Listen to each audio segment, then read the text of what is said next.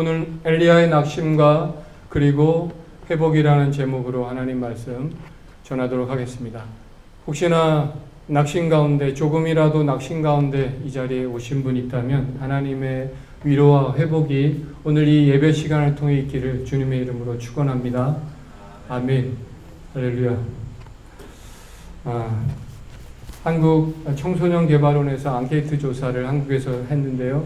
청소년 600명 중에서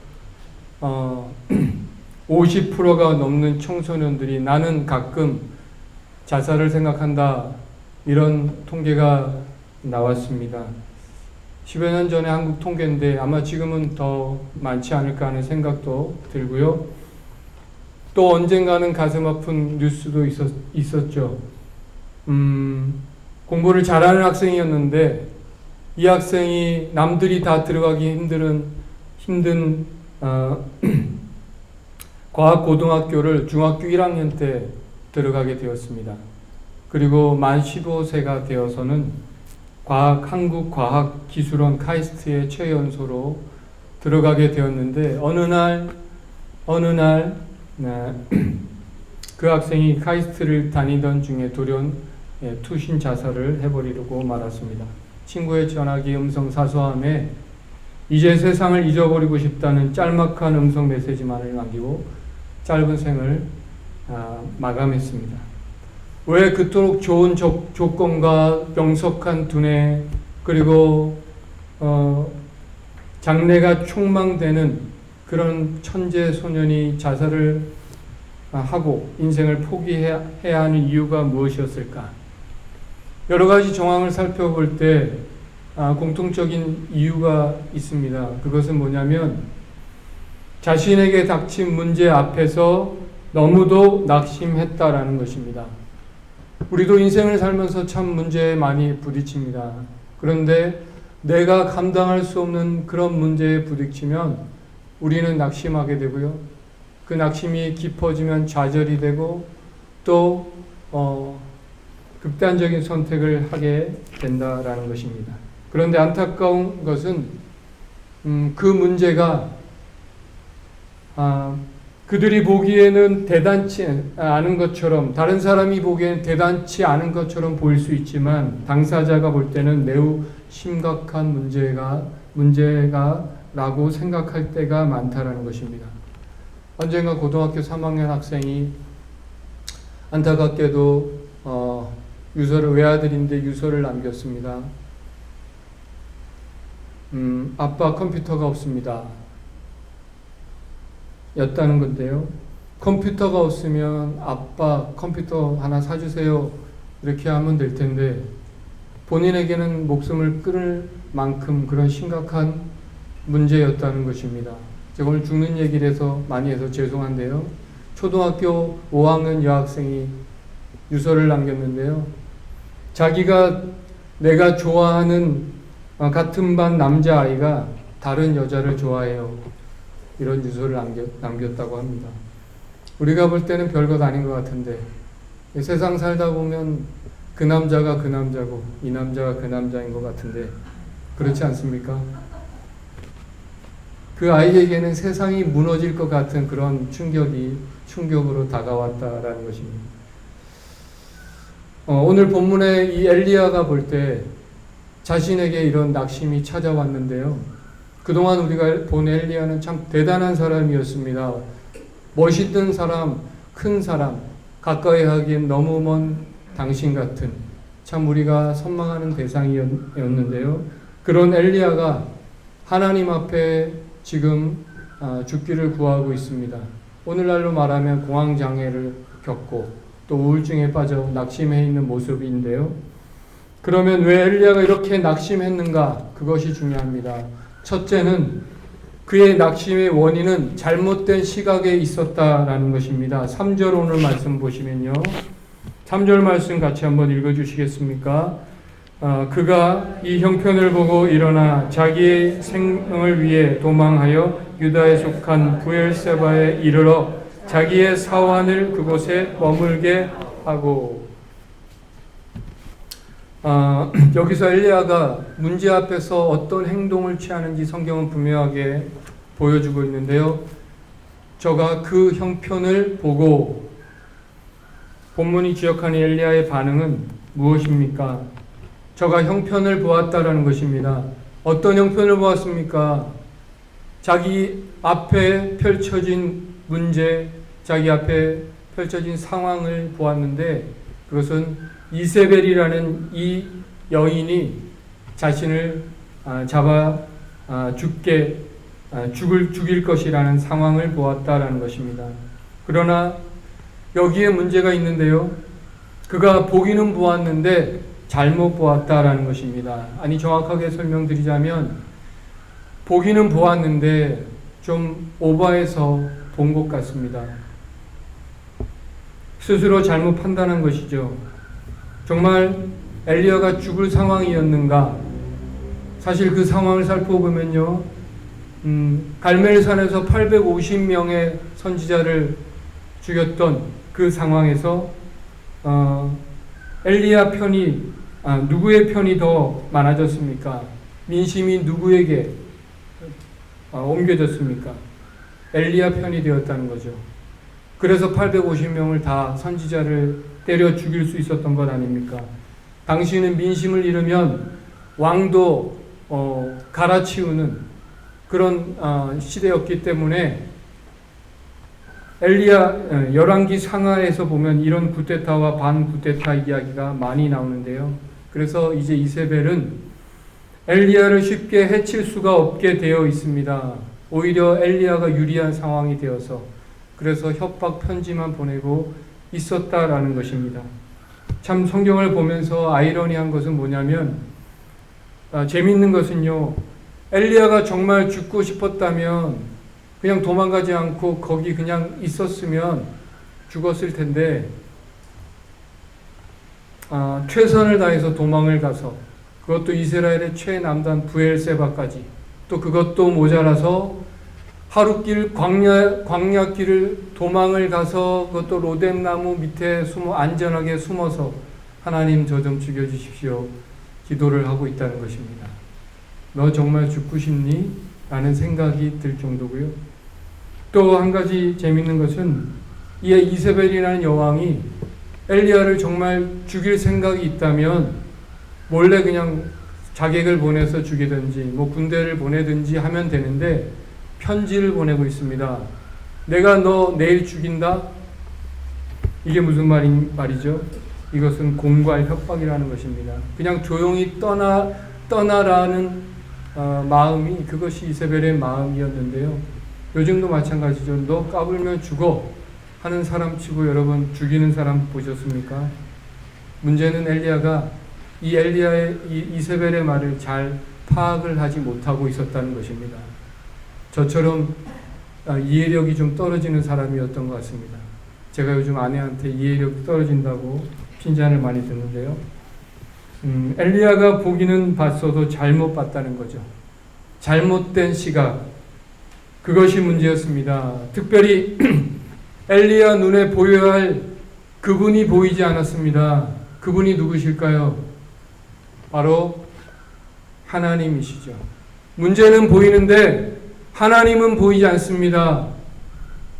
말씀 한마디로 3년 동안 비를 내리게 하지 않으신 분, 까마귀를 보내서 떡과 고기를 보내주셨던 그분, 사르밧 과부의 떡기름과 떡가루와 기름을 마르지 않게 하셨던 하나님, 갈멜산에서 기도 한마디로 불을 내리게 하셨던 그 하나님, 이적과 능력을 베푸시고 모든 문제 해결의 열쇠를 쥐고 계신 그 하나님이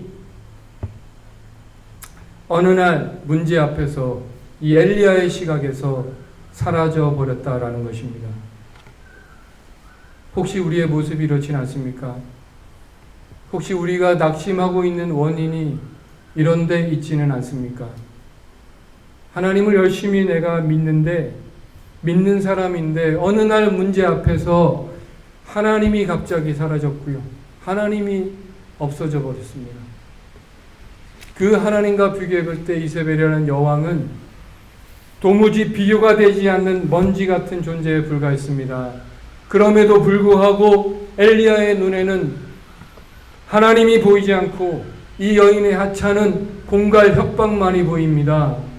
이 잘못된 시각, 어쩌면 우리가 낙심하고 있는 이유가 여기에 있지 않습니까?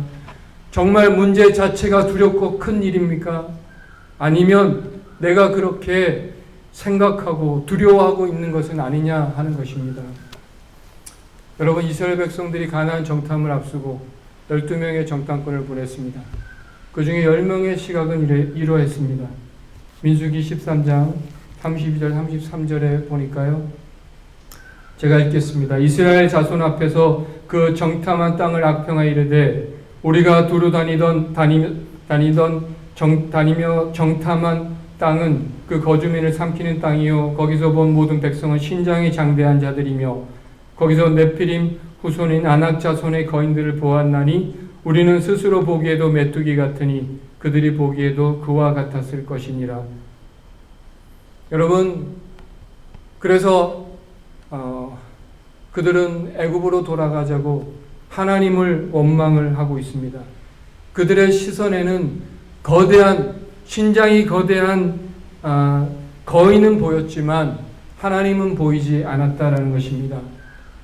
광야에서 홍해바다를 가르고 마른 땅을 걷게 하신 하나님, 광야에서 만나를 아침 저녁으로 내려주시고 메추라기를 몰아서 그 고기를 실컷 먹게 하신 하나님, 구름 기둥 불 기둥으로 걷게 하신 그 하나님이 그들의 시선에서 기억에서 사라져 버렸다라는 것입니다. 하나님께서 우리의 시각에서 사라져 버릴 때 우리는 낙심이 찾아오게 되어 있습니다. 이사야 40장 28절에 31절에 보니까 이런 말씀이 있습니다. 같이 한번 읽어주시겠습니까?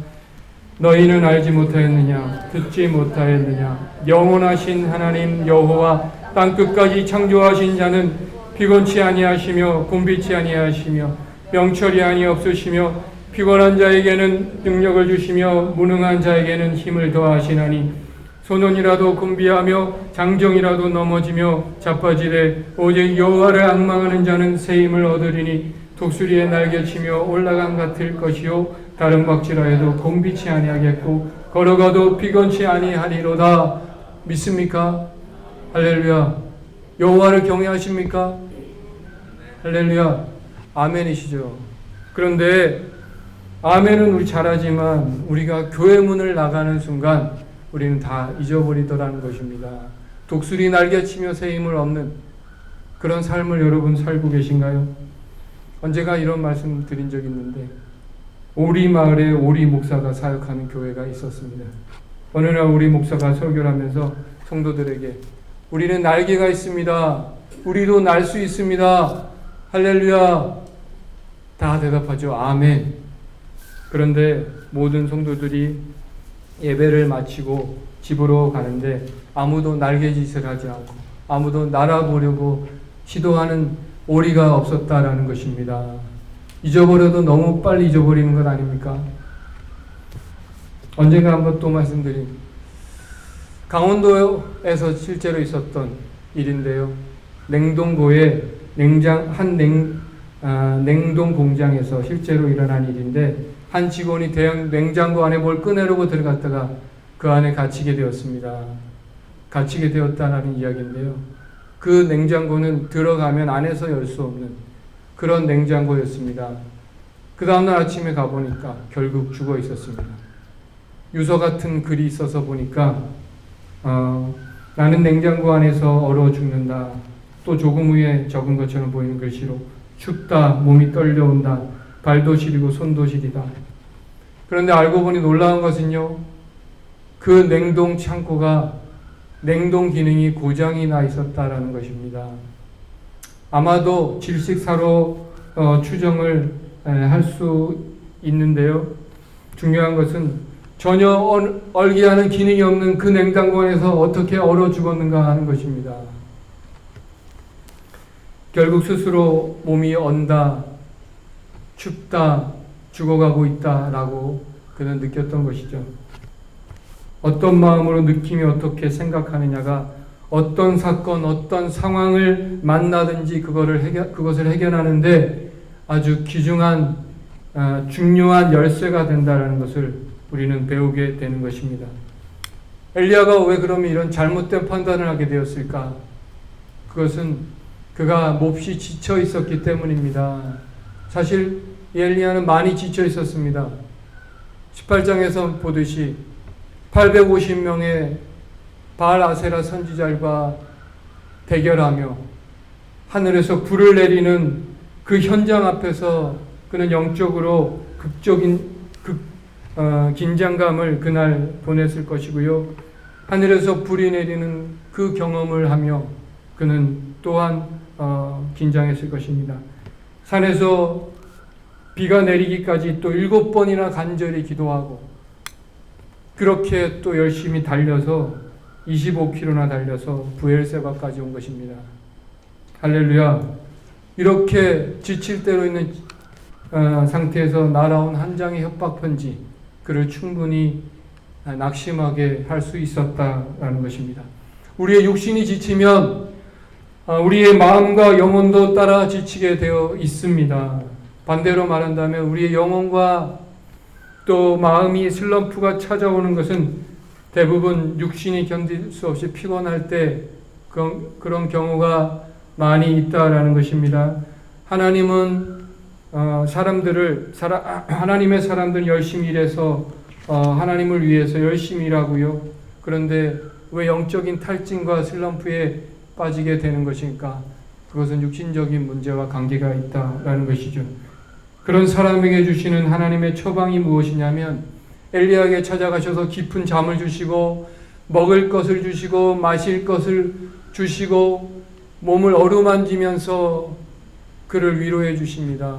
마치 요한복음 21장에 지난주 묵상했던 본문처럼 제자들이 예수님이 부활하신 후에 육신적으로 함께 계시지 않기 때문에 이제 어떻게 사역해야 될지 두려워서 어떻게 될지 몰라서 갈릴리에 가서 밤새 고기를 잡는데 아무것도 잡지 못해 지쳐있는 그들에게 예수님이 찾아가시잖아요. 그리고 떡과 생선을 숯불에 구워서 정성스러운 아침을 차려서 제자들에게 조반을 먹으라고, 다른 말씀 없이 조반을 먹으라고 말씀하시고 계시지 않습니까? 마치 엘리야를 어루만지면서 또 마사지까지 해주시면서 위로하시는 그 하나님처럼 위로하시는 예수님의 모습을 보면서 낙심하며 지쳐있는 저와 여러분에게 마치 맛있는 조반을 먹고 힘을 좀 내라고 위로하시는 그런 주님의 음성처럼 들렸습니다. 주님은 먼저 지쳐있는 제자들에게 맛있는 것을 먹게 하시고 또 휴식을 취하게 해주셨습니다. 그것이 낙심되어 있는 제가 가장 먼저 해야 될 일이라고 믿습니다. 그렇다면 또 어떻게 이 낙심을 극복하고 이겨낼 수 있었을까?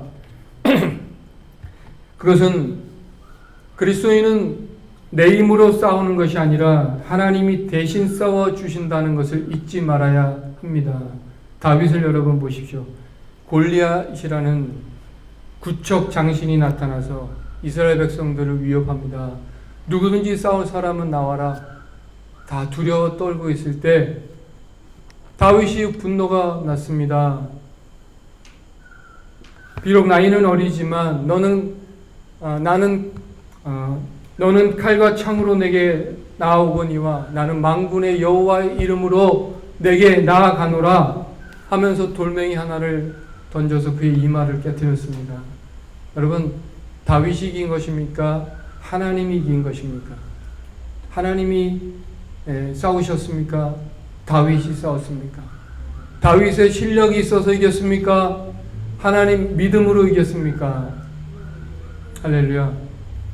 여러분 잘 아시는 대로 이 싸움도 결국 하나님께서 이기게 하신 싸움이었다라는 것입니다. 문제는 무엇인가? 우리가 바른 영적 시각을 가져야 한다라는 것인데요. 19장 10절에 보니까 이런 말씀이 있습니다. 10절 같이 한번 읽어주십시오. 내가 만군의 하나님 여호와 열심히 유별하니 이는 이스라엘 자손이 주의 언약을 버리고 주의 제단을 헐며 칼과 주의 선지자를 죽였으며 오직 나만 남았거늘 그들이 내 생명을 찾아 빼앗으려 하나이다. 오직 나만 남았거늘, 이 말씀이 두 번 반복해서 나오는데요. 정말 엘리야 혼자 남았습니까? 그가 혼자밖에 없습니까? 혼자 남았고 혼자 싸웠다라는 착각 속에 빠져 있다라는 것이죠. 이 목회자들이 빠지기 쉬운 착각이 있는데 그것은 혼자 일한다라는 생각입니다. 교회를 이끄는 사람이 나 혼자라는 생각이 찾아오죠. 왜 이렇게 사람들은 내 마음을 모르고 왜 이렇게 헌신하는 사람은 없을까? 이런 착각에 빠지기 쉽다라는 것입니다. 예수님께서 요한복음 16장 32절에 이런 말씀하시죠. 보라 너희가 다 각각 제 곳으로 흩어지고 나를 혼자 둘 때가 오나니 벌써 왔도다. 그러나 내가 혼자 있는 것이 아니라 아버지께서 나와 함께 계시느니라. 그래서 주님은 십자가를 지고 골고다 언덕을 오르시면서 외롭지 않으셨고요. 자기 연민에 빠지지 않으셨고 낙심하지 않으셨습니다. 우리의 삶의 현장에서 낙심하지 않을 수 있는 비결은 내가 혼자가 아니라 하나님께서 함께 하신다라는 것을 기억하는 것입니다. 제가 설교 준비하면서 자주 말씀드렸지만 호주 와서 가장 힘들고 어려울 때 다시 한국으로 돌아가야 하나, 내가 여기서 뭐하고 있는 거지? 라는 생각이 들 때 주님이 우리 가족에게 주신 말씀입니다. 이사야 43장 1절 2절 제가 읽어드리겠습니다. 야곱아 너를 창조하신 여호와께서 지금 말씀하시느니라. 이스라엘아 너를 지으신 이가 말씀하시느니라. 너는 두려워하지 말라. 내가 너를 구속하였고 내가 너를 지명하여 불렀나니 너는 내 것이라. 내가 물 가운데로 지날 때 내가 너와 함께 할 것이라. 강을 건널 때 물이 너를 침몰하지 못할 것이며 내가 불 가운데로 지날 때에 타지도 아니할 것이요 불꽃이 너를 사르지도 못하리니. 또 창세기 28장 15절에요. 내가 너와 함께 있어 내가 어디로 가든지 너를 지키며 너를 이끌어 이 땅으로 돌아오게 할지니라. 내가 내게 허락한 것을 다 이루기까지 너를 떠나지 아니하리라 하신지라. 아멘. 결국 주님 저한테 주신 말씀은 내가 너와 함께 할 것이다 라는 말씀이었습니다. 지금까지 힘들 때마다 이 말씀을 다시 기억하곤 했고요. 살아오면서 아무것도 아닌 일에 낙심되고 문제가 보이고 하나님이 보이지 않을 때 우리는 다시 기억해야 됩니다. 하나님께서 우리에게 베푸신 은혜를 기억해야 합니다. 이번 주 말씀 묵상에 보면 학개서에서 그들이 성전을 어떻게 건축했습니까? 하나님께서 함께 하셨기 때문에 성전을 재건했고요. 하나님께서 함께 하시는 것이 가장 큰 복입니다. 모세가 부름을 받았을 때 이런 말을 하죠. 내가 누구간데 바로에게 가며 이스라엘 자손을 애굽에서 인도하여 내리까.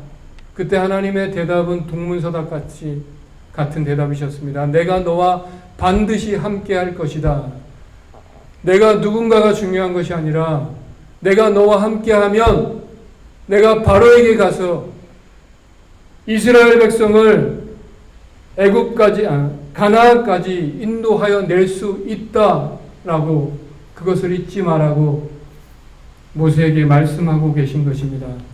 여러분, 형통이라는 말이 가장 많이 나오는 창세기 39장에 보면 요셉이 노예로 팔려가고, 그런데 성경은 하나님이 함께 하셔서 형통하였더라. 또 죄수로 감옥에 들어갈 때 하나님이 함께 하셔서 형통하셨더라 라고 말하고 있습니다. 여러분, 우리가 우리의 형편을 볼 때는 낙심할 수 있지만 하나님께서 함께 하신다면 그 자리가 복된 자리인 줄 믿습니다. 미성숙한 신앙인은요, 하나님으로부터 나오는 그 무엇이 큰 복이라고 말하기 쉬우나 성숙한 신앙인은 하나님을 모심이 최고의 복이라고 말합니다. 믿는 자에게 우리의 모든 것 대신 하나님 한 분만이 단연코 진정한 복이십니다. 우리가 쉽게 좌절하는 이유가, 낙심하는 이유가 뭘까요? 그 형편을 보기 때문이 아닐까요? 하나님 주신 복이 하나님보다 더 좋기 때문이 아닐까요? 그래서 낙심하고 있지는 않습니까? 하나님의 함께하심이 느껴지지 않을 때, 하나님 우리와 함께하심이 우리의 삶의 가장 큰 목표이고 복이 되어질 때 반드시 우리는 형통한 사람이 될 줄로 믿습니다. 결론적으로 엘리야에게 하나님께서 그 이후에 사명을 가르쳐 주시고요. 다시 한번 사명을 일깨워 주시고 깨닫게 해주시고 그 사명을 감당할 힘을 주시더라는 것입니다. 그래서 어떻게 살아야 될지 깨달아 알게 되었다는 거죠. 그렇습니다. 여러분, 우리 그리스도인의 최선의 삶은 하나님이 함께 하시는 삶이고 주님께서 인도하시는 삶이 최선의 삶입니다. 하나님이 함께 하실 때 최선의 삶을 살 수 있고 최선의 길로 인도해 주실 것입니다. 기억하십시오. 또한 하나님이 함께 하시는 저와 여러분이 이미 형통한 사람인 줄 믿습니다. 할렐루야. 우리는 이미 형통한 사람인 줄 믿습니다. 여러분의 낙심 가운데 회복과 이 형통의 복을 누리시는 저와 여러분 되시기를 다시 한번 주님의 이름으로 축원합니다. 아멘. 오늘도 찬양하며 하나님 앞에 기도하기 원하는데요. 가사를 한번 깊이 묵상하시면서 오늘도 하나님이 함께 하시는 그 삶이 나의 삶의 가장 그 복임을 발견하는 귀한 찬양 되었으면 좋겠습니다.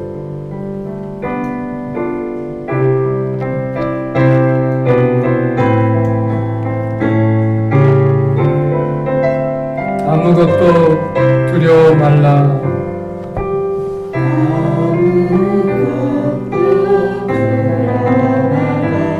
주 나의 하나님이 지켜주시네.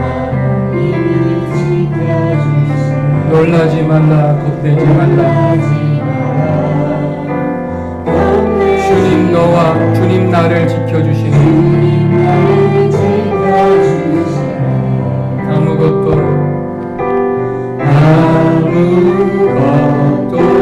두려워 마라.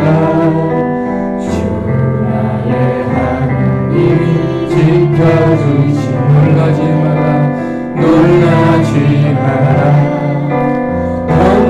주님 너를 지켜주시네. 주님 너를 지켜주시네. 내 맘이 힘에 겨워 지칠지라도 주님 너를 지켜주시네. 세상이 험한 풍파 몰아칠 때도 주님 나를 지켜주시네.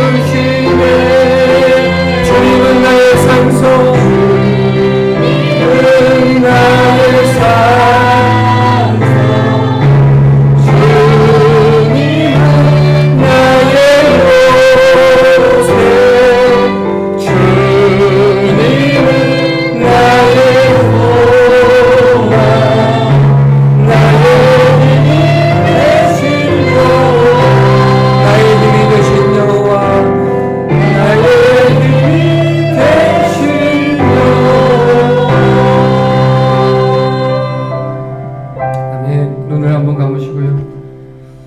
말씀 한마디로 3년 동안 비를 내리지 아니하신 분, 까마귀를 보내서 떡과 고기를 보내주시고 사르밧과 우에게 떡과 기름이 마르지 않게 하셨던, 갈멜산에서 기도 한마디로 하늘에서 불을 내리셨던 바로 그 하나님, 이적과 능력을 베푸시고 모든 문제 해결의 열쇠를 쥐고 계신 그 하나님이 바로 우리의 하나님이십니다.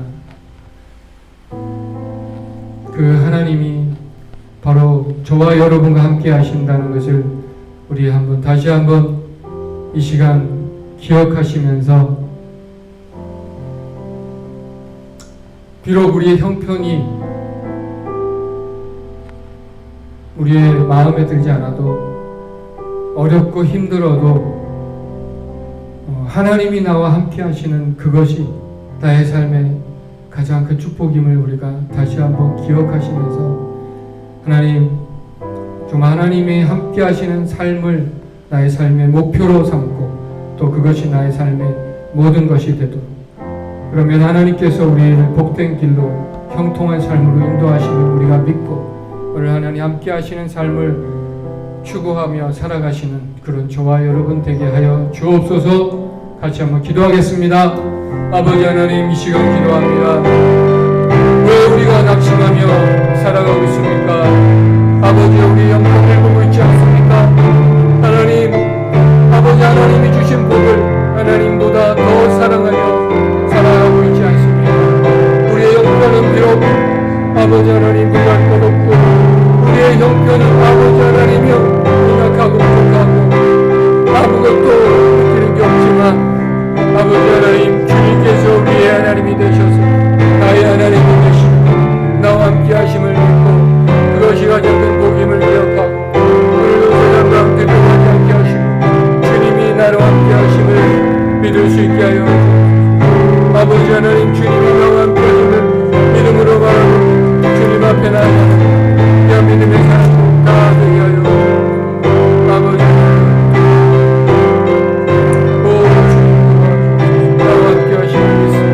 아버지, 그렇습니다. 주님,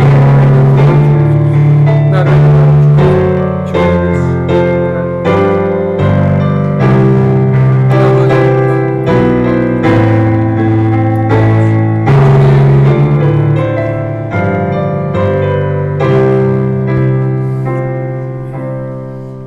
여호와는 나의 목자시니 내가 부족함이 없으리로다. 그가 나를 푸른 풀밭에 누이시며 쉴만한 물가로 인도하시는도다. 내 영혼을 소생시키시고 자기 이름을 위하여 의의 길로 인도하시는도다. 내가 사망의 음침한 골짜기로 다닐지라도 해를 두려워하지 않을 것은 주께서 나와 함께 하심이라. 거룩하신 아버지 하나님, 다윗의 인생의 목자가 되시고 부족함 없게 이끌어 주신 하나님, 그 하나님께서 다윗과 함께 하셨다고 고백하고 있습니다. 하나님, 우리가 추구하는 그 무엇이, 우리가 원하는 그 무엇이 과연 하나님보다 더 귀중한 것입니까? 우리의 형편을 보고 낙심하지 않게 하여 주옵소서. 요셉이 감옥에서 또 노예로 살면서 하나님이 함께 하셔서 형통하였다고 고백하는 것처럼 하나님, 우리가 이 땅에서 형통한 자로 살게 하여 주옵소서. 그것이 최선의 삶임을 믿습니다. 아버지 하나님, 그래서 정말 하나님 기뻐하시는 인생을 이 땅 가운데 살아가는 저희들 다 되게 하여 주옵소서. 주님이 함께 하심을 발견하고 기억하며 감사하는 귀한 예배되게 하여 주시고, 그래서 낙심 가운데 다시 일어나서 회복의 길을 걷게 하여 주옵소서. 예수님의 이름으로 기도드립니다. 아멘.